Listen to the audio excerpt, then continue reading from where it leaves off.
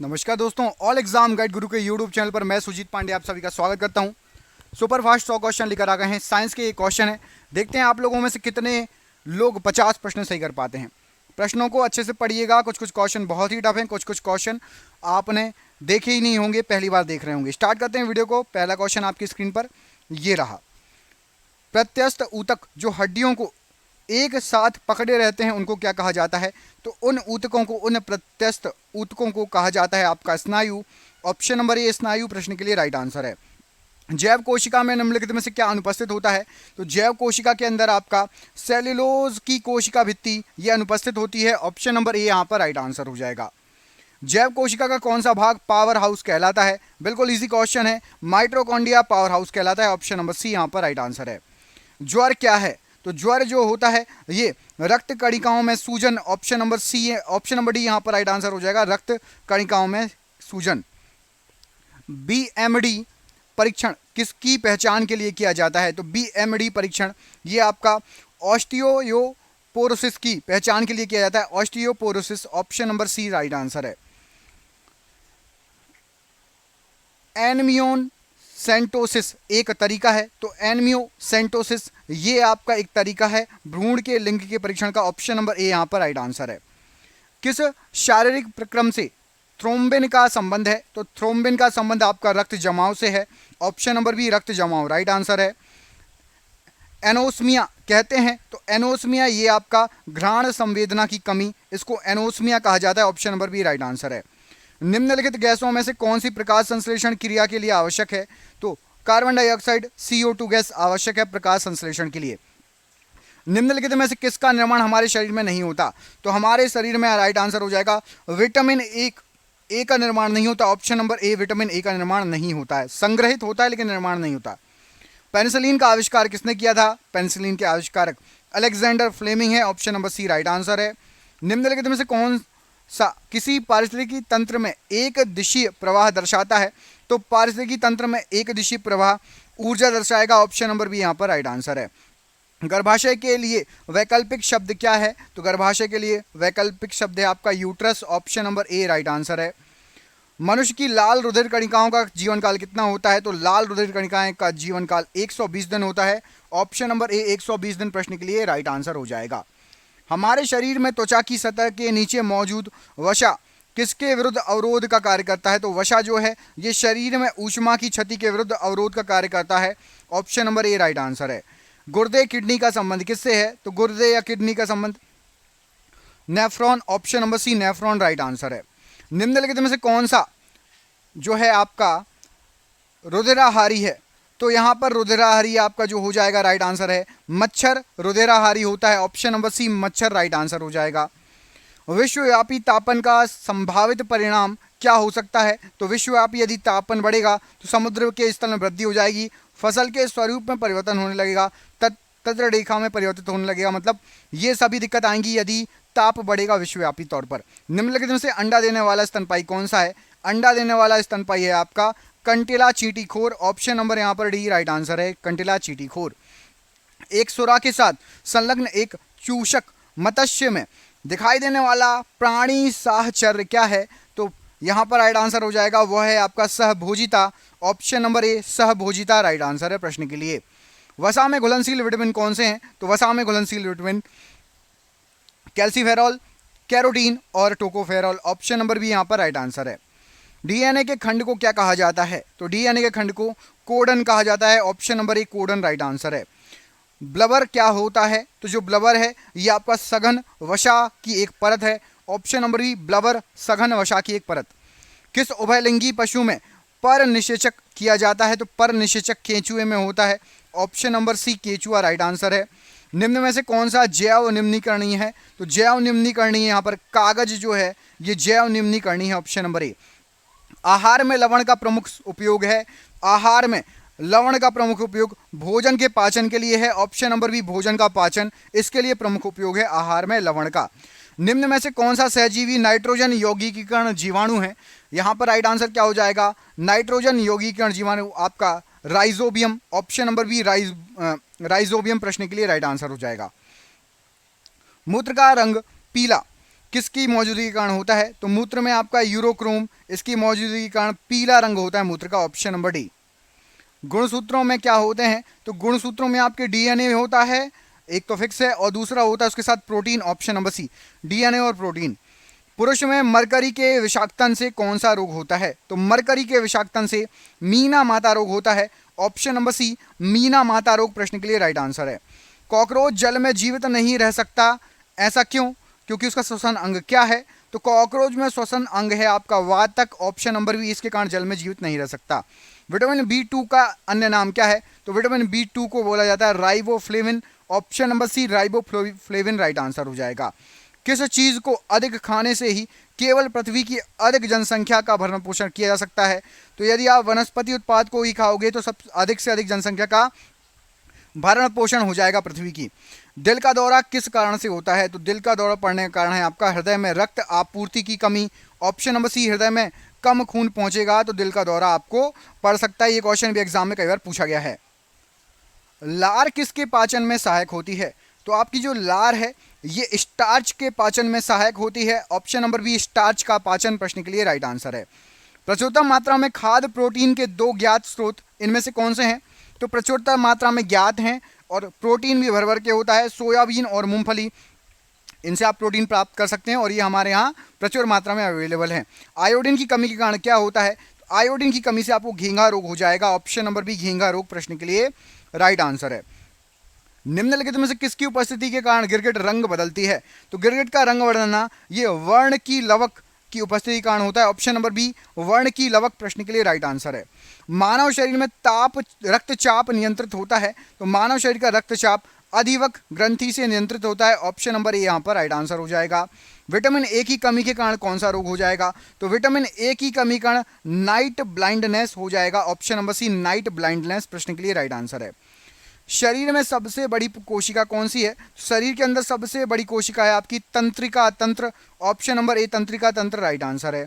मनुष्य के मस्तिष्क का सबसे बड़ा भाग कौन सा होता है? तो हमारे शरीर में मस्तिष्क है और मस्तिष्क का सबसे बड़ा भाग है प्रमस्तिष्क, ऑप्शन नंबर सी, प्रमस्तिष्क राइट आंसर है। मानव शरीर का सबसे बड़ा अंग, आंतरिक अंग कौन सा है? तो आंतरिक अंग सबसे बड़ा है यकृत, ऑप्शन नंबर बी, यकृत राइट आंसर है।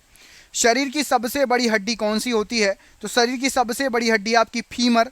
फीमर शरीर के किस भाग में पाई जाती है बताइए? हाथ में या पैर में? फीमर हड्डी कहाँ पाई जाती है, हाथ में या पैर में? कमेंट बॉक्स में इस प्रश्न का आंसर दीजिएगा, मैं देखूंगा कौन कौन कमेंट कर रहा है। हाथ में या पैर में कहाँ होती है फीमर हड्डी?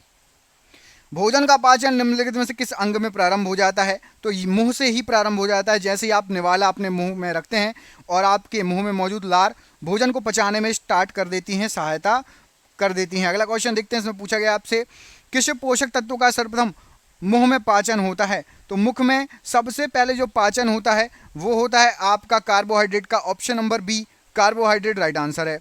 मानव शरीर में सबसे प्रचुर मात्रा में पाए जाने वाला तत्व कौन सा है? सबसे प्रचुर मात्रा में ऑक्सीजन पाया जाता है, ऑप्शन नंबर यहाँ पर डी, ऑक्सीजन राइट आंसर है। मनुष्य लोहा किससे प्राप्त करता है?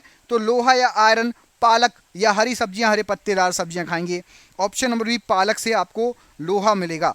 मानव शरीर में आहार या भोजन मुख्यतः पचता है, तो हमारे शरीर का जो भोजन है मुख्यतः छोटी आंत में पचता है। नाम छोटी आंत है लेकिन सबसे लंबी है, ऑप्शन नंबर बी, छोटी आंत में पचेगा।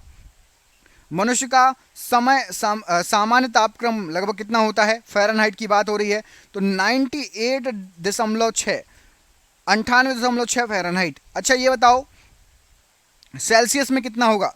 मानव शरीर का तापमान सेल्सियस में कितना होगा, कमेंट करके बताइए। मानव शरीर में जल की मात्रा होती है, तो मानव शरीर में जल की मात्रा लगभग 80% होती है, option number D, 80% right answer हो जाएगा। चाय के पौधे का वानस्पतिक नाम क्या है? तो चाय के पौधे का वानस्पतिक नाम थिया साइनेंसिस, ऑप्शन नंबर सी, थिया साइनेंसिस चाय के पौधे का वानस्पतिक नाम है। मूंगफली का वानस्पतिक नाम क्या होता है? तो मूंगफली को कहा जाता है arachis hypogaea, option number C, arachis hypogaea right answer. दलहनी पौधे संबंधित होते हैं, तो दलहनी पौधे आपके ये संबंधित होते हैं लेग्यूमिनोसी से, option number C, leguminosae right answer हो जाएगा। गेहूं के पौधे का वानस्पतिक नाम क्या है? तो गेहूं के पौधे का वानस्पतिक नाम है आपका Triticum aestivum, option number D यहाँ पर राइट आंसर है। अनाज वाले पौधे किस कुल से संबंधित होते हैं? तो अनाज वाले पौधे ये हैं आपके ग्रैमिनी कुल के, ऑप्शन नंबर सी ग्रैमिनी कुल के राइट आंसर हो जाएगा। अगला क्वेश्चन देखिए, तितलियों का अध्ययन क्या कहलाता है? तो तितलियों का अध्ययन कहलाता है आपका lepidopterology, option number C lepidopterology right answer है, तितलियों का अध्ययन। वंशागति के नियमों के अध्ययन को क्या कहा जाता है? तो वंशागति के नियमों के अध्ययन को अनुवांशिकी कहा जाता है, option number C right answer है। कैंसर संबंधी रोगों का अध्ययन क्या कहलाता है? तो कैंसर संबंधी रोगों का अध्ययन ऑन्कोलॉजी कहलाता है, option number C oncology right answer हो जाएगा। घाव का अध्ययन क्या कहलाता है? जो आपको घाव लग जाता है, तो ट्रोमेटोलॉजी, ये घाव का अध्ययन है, option number C right answer हो जाएगा। हिस्टोलॉजी किससे संबंधित होता है? तो हिस्टोलॉजी में हम करते हैं ऊतकों का अध्ययन, ऑप्शन नंबर ए ऊतकों से संबंधित है हिस्टोलॉजी। ऑर्निथोलॉजी में किसका अध्ययन होता है? तो ऑर्निथोलॉजी ये पक्षी विज्ञान का अध्ययन है, ऑप्शन नंबर ए पक्षी विज्ञान राइट आंसर हो जाएगा। मछलियों से संबंधित अध्ययन क्या कहलाता है? तो मछलियों से संबंधित अध्ययन आपका कहलाएगा ichthyology, option number C ichthyology right answer हो जाएगा। रक्त का शुद्धिकरण कहाँ होता है? तो रक्त का शुद्धिकरण आपका किडनी में होता है, option number C kidney right answer है। एक वयस्क में रक्त का औसत आयतन कितना होगा? तो वयस्क मनुष्य में 5 से 6 लीटर रक्त होगा, option number C right answer हो जाएगा। नाड़ी दर कहाँ से मापी जाती है? तो नाड़ी दर हमारी जो धमनी आ जाती हैं उससे मापी जाती है, ऑप्शन नंबर बी धमनी राइट आंसर है। मनुष्य की विशालतम धमनी कौन सी है? तो मनुष्य में सबसे बड़ी धमनी है आपकी aorta, option number B aorta right answer हो जाएगा। वाहिनी विहीन ग्रंथियों के स्रावण को कहते हैं? तो वाहिनी विहीन ग्रंथियों के स्रावण को हार्मोन कहा जाता है, option number B hormone right answer है। स्त्रियों की नसबंदी को क्या कहा जाता है? तो स्त्रियों में जो नसबंदी होती है उसको बोला जाता है tubectomy, option number B tubectomy right answer है। मनुष्य में गर्भकाल कितने समय का होता है? तो 9 माह का होता है गर्भकाल, ऑप्शन नंबर यहाँ पर डी राइट आंसर है। एस्बेस्टस के कारण होने वाला प्रमुख रोग कौन है? एस्बेस्टस के कारण आपको एफेसेमा हो जाएगा, option number A emphysema right answer हो जाएगा। विटामिन ए की कमी के कारण होता है? तो विटामिन ए की कमी के कारण नाइट ब्लाइंडनेस हो जाएगी, option number C night blindness right answer है। निम्नलिखित में से कौन सा स्कर्वी रोग के इलाज में उपयोगी होता है? तो स्कर्वी रोग के इलाज में आपका आंवला, ऑप्शन नंबर सी आंवला विटामिन सी का भरपूर स्रोत उपयोगी होता है। एड्स होता है? तो एड्स आपका ये विषाणु से फैलने वाला रोग है, ऑप्शन नंबर डी वायरस या विषाणु से एड्स होता है। बहु औषधि चिकित्सा एमडीटी किसके संक्रमण के लिए है? तो ये है आपका कोढ़ के लिए, ऑप्शन नंबर ए कोढ़ राइट आंसर है। नवजात बच्चों के लिए सबसे आदर्श भोजन निम्नलिखित में से क्या है? तो नवजात बच्चों के लिए आदर्श भोजन है आपका दूध, ऑप्शन नंबर डी दूध प्रश्न के लिए राइट आंसर है। निम्नलिखित में से कौन सा विटामिन पानी में घुलनशील होता है? तो पानी के अंदर घुलनशील विटामिन है आपका विटामिन बी, ऑप्शन नंबर यहाँ पर बी राइट आंसर है। एक कठोर परिश्रम करने वाले पुरुष को दैनिक ऊर्जा की आवश्यकता होती है? तो 4000 किलो कैलोरी कम से कम दैनिक ऊर्जा की आवश्यकता होती है। विटामिन बी टू का नाम क्या है, अन्य नाम? तो विटामिन बी टू को आपको राइबोफ्लेविन बोलते हैं, ऑप्शन नंबर सी राइबोफ्लेविन। जापानी एनसेफेलाइटिस का कारक होता है? तो जापानी एनसेफेलाइटिस ये विषाणु से फैलता है, ऑप्शन नंबर बी विषाणु प्रश्न के लिए राइट आंसर हो जाएगा। निम्नलिखित अनुवांशिक रोगों में से कौन यौन संबंधी रोग है? राइट आंसर हो जाएगा हीमोफीलिया यौन संबंधित रोग है, ऑप्शन नंबर ए यहाँ पर राइट आंसर है। मीना माता रोग का कारण क्या है? तो मीना माता रोग का कारण है आपका पारा, ऑप्शन नंबर ए पारा राइट आंसर हो जाएगा। सामान्यतः निषेचन होता है? सामान्यतः निषेचन डिंब वाहनीय नलियों में होता है, ऑप्शन नंबर ए। हेनले का लूप का कार्य संबंधित है? तो हेनले का लूप ये उत्सर्जन तंत्र से संबंधित है, ऑप्शन नंबर ए। मानव वक्र अश्मरी में पाए जाने वाला प्रमुख रासायनिक यौगिक क्या है? अश्मरी में पाए जाने वाला प्रमुख रासायनिक यौगिक ये है आपका calcium oxalate, option number A यहाँ पर राइट आंसर हो जाएगा।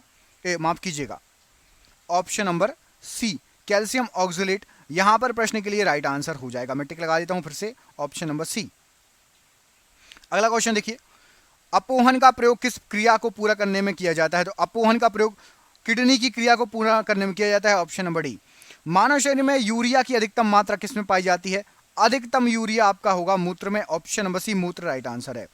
कृत्रिम गुर्दा निम्नलिखित में से किस सिद्धांत पर कार्य करता है? कृत्रिम गुर्दा डायलिसिस के सिद्धांत पर कार्य करता है, ऑप्शन नंबर सी। गुर्दे की कार्यात्मक यूनिट क्या होती है? तो गुर्दे की कार्यात्मक यूनिट नेफ्रॉन होती है, option number C right answer है। मूत्र का पीला रंग किसकी मौजूदगी के कारण होता है? तो मूत्र में यूरोक्रोम होता है, इससे पीला रंग होता है। मनुष्य में रुद्र क्षमता है? तो मनुष्य में आपका रुद्र ये बोमन संपुट, option number B right answer हो जाएगा। मानव शरीर में सबसे छोटी अंतस्त्रावी ग्रंथि कौन सी है? सबसे छोटी है आपकी पीयूष ग्रंथि, ऑप्शन नंबर सी पीयूष ग्रंथि राइट आंसर है।